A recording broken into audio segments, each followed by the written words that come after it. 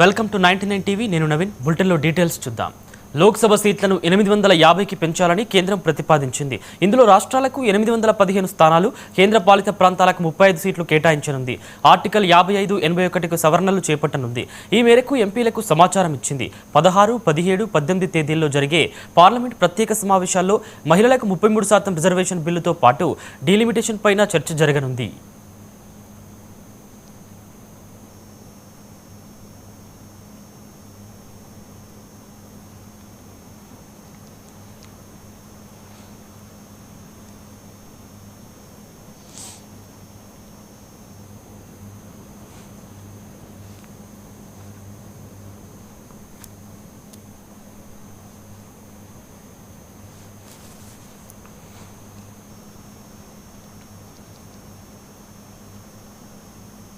తెలంగాణకు గుండెకాయ లాంటి ఉమ్మడి వరంగల్ జిల్లాలో